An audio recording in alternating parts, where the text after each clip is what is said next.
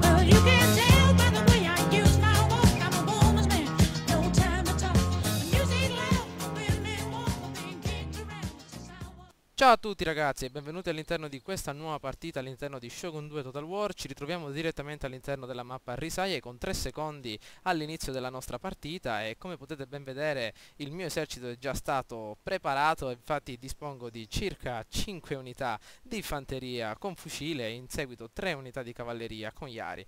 Questa è una partita in live, come avete ben potuto vedere, con questo mio amico che ho trovato all'interno della ricerca battaglie e ci ritroviamo quindi pronti a scalare questa classifica verso il prestigio numero 10 della seconda, come possiamo dire, del secondo grado, ovvero il prestigio d'argento. Le mie unità si differiscono davvero molto perché ritrovo un'unità di fanteria d'elite, ovvero i Marines americani con 150 di portata, quindi sono davvero abili nel combattimento fronte contro fronte, 3 unità di fanteria orso nero rispettivamente potenziate per quanto riguarda la velocità di ricarica e la precisione e un'unità davvero molto importante, ovvero una fanteria orso nero di livello 9 che può essere una sorta di trappola a sorpresa per il mio avversario.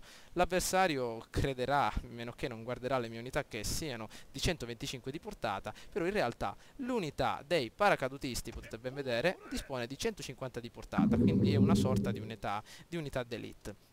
Allora, vediamo un po' che cosa fare ragazzi. Intanto posizioniamo il nostro esercito in maniera idonea per il combattimento fronte contro fronte, sistemiamolo in questa maniera, ecco qui. Perfetto, vediamo un po', è la mappa Risaie contiene circa 2 doci, come potete ben vedere in alto, il docio degli spadaccini che aumenta l'attacco corpo a corpo e il docio del morale che aumenta rispettivamente il morale a chi lo conquista e in seguito guardate un po' che figo il mio generale, quindi mi ritrovo all'interno del secondo prestigio, scusate, all'interno del secondo livello del secondo prestigio e cercherò di andare avanti con queste partite in multiplayer. La mia cavalleria è una delle appartiene al reggimento più imponente del mio regio esercito. Come potete ben vedere dispone di numerosi punti nell'attacco corpo a corpo, ma soprattutto anche in difesa è molto ben potenziata per resistere fino all'ultimo sangue all'interno del duello. Potete vedere che adesso inizierà la nostra partita accompagnato da 2 servitori molto ma molto importanti. Il primo servitore è l'ufficiale addetto alla fustigazione ragazzi, che diminuisce l'attacco scusate, il morale alle unità avversarie ed è molto importante sia alle unità di linea che alle unità d'elite e può essere utile per ottenere un certo vantaggio in battaglia e soprattutto dispongo del fucile ad avancarica, un bonus negativo per quanto riguarda le unità del nemico che diminuisce la velocità di ricarica delle unità stesse, mentre il primo servitore il morale. Allora diamo un'occhiatina. Ehi, vedo qualcosa volare nell'aria. Che cosa sono? Sono delle palle di cannone provenienti direttamente dallo schieramento nemico. Sono sbucate fuori da questi cannoncini in legno che, come potete ben vedere, stanno già ricaricando. La loro canna pian piano che si va a sparare viene deformata e quindi la precisione viene ridotta notevolmente. Guardate un po' il cambiassino qui a sinistra come è arrabbiato e guardate un po' l'esercito avversario che si sta posizionando per contrastare le mie unità.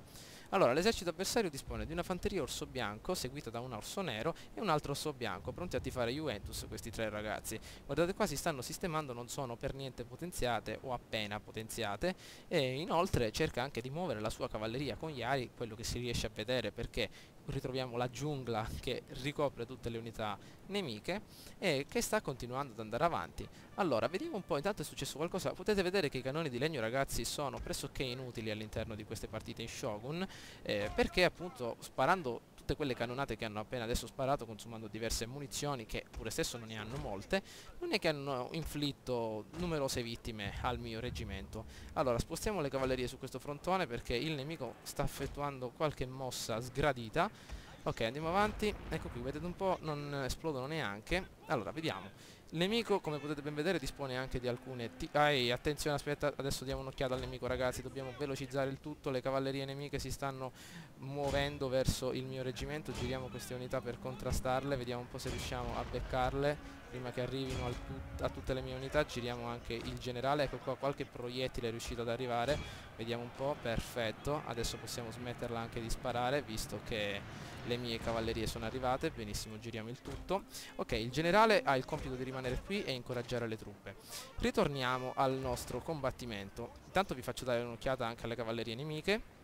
Potete vedere anche che le unità nemiche si stanno stancando parecchio per avanzare con questa velocità, e dispone anche di alcune fanterie orso rosso nelle retrovie. Intanto i cannoni fanno solo fumo là in alto. Adesso che ho conquistato i due doci, ragazzi, degli spadaccini, dello spadaccino e il santuario, posso stare un po' più tranquillo, quindi il nemico è costretto ad avanzare. Ecco le unità di 150 di portata che fanno fuoco, vedete un po' il nemico è rimasto un po' spiazzato.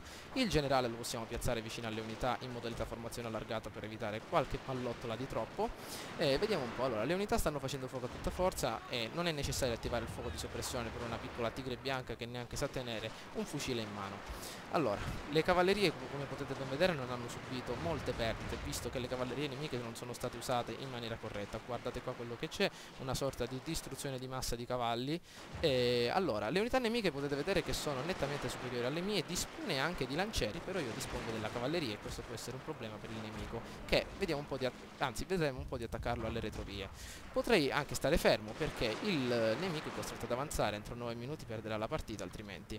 Ecco i cannoni di legno, ragazzi, che ormai sono sconcertati, ma non invio le cavallerie soprattutto per distruggerli, ma per vedere se appunto avesse qualcosa all'interno di questo boschetto, e proprio così ha delle unità di lancieri, quindi possono essere davvero molto utili in battaglia se vengono usate nella maniera corretta. Sono dei lancieri di leva, ragazzi, li sto facendo uscire fuori per vedere soprattutto se riesco a colpirli. Ecco, cerca di inseguire la cavalleria in maniera disperata, ma non si sono accorti che i cavalieri hanno il cavallo e loro sono a piedi. Vediamo la cavalleria, posizioniamola qua dietro in modo tale da colpire e infastidire il nemico. Utilizzeremo le unità di 150 di portata per rompere le scatole al nemico. Dove sono le unità di 150 di portata? Eccole qui. Così costringeremo il tutto ad avanzare e attaccarlo di lato. Ok. Le cavallerie possiamo posizionarle qua dietro. Ma che stupido, invia il generale direttamente addosso e adesso lo teniamo a bada. Allora, il generale potete vedere che... Ah, ho dimenticato. Il generale è un fuciliere, guardatelo un po', 95 di abilità di ricarica, invece 90 di precisione. Ecco una mia cavalleria che sta cedendo, eccola qui, quella che sta cedendo, ragazzi, ormai è persa. Oh, attenzione, delle cavallerie nemiche nascoste nel boschetto. Intanto il generale nemico è stato ridotto all'osso, ciò è costata una cavalleria, ma è un prezzo che posso pagare per fare fuori il generale. Allora andiamo un altro po' avanti. Benissimo, abbiamo ancora due cavallerie, il generale nemico è morto, possiamo rifugiarci qua dietro. Ok, vediamo un po', i lancieri continuano a inseguire le mie unità senza nessun vantaggio. Allora, vediamo un po', ci ritroviamo in portata, ancora no, forse un altro piccolo passo in avanti, però aspettate qua che ci stanno raddoppiando, non avevo notato da questo lato quello che stava accadendo, il nemico ci sta raddoppiando, quindi queste unità di cavalleria devono essere spedite dall'altro lato. Benissimo, facciamo presto. Adesso possiamo chiudere il nemico anche da questo lato e con le unità di 150 di portata fare qualche altro passo in avanti per colpire le unità. Benissimo. Ecco le unità di Marines americani che iniziano a far fuoco, ragazzi, direttamente dall'America importati. Vediamo un po' di distruggere questo frontone con le cavallerie. Eccoci qui, aspettiamo intanto che entrano in portata, cioè che iniziano a far fuoco. Benissimo. Ecco il fuoco che arriva direttamente sui nemici. Adesso sarà costretto ad avanzare il nemico e quindi affronterà l'ira dei miei fucili. Ok, sono due unità contro una, vediamo come sta andando, unità in leggero vantaggio. Allora una cavalleria arriverà qui mentre l'altra attaccherà direttamente le retrovie avversarie. Allora, i lancieri non li sta utilizzando in maniera corretta, come potete ben vedere.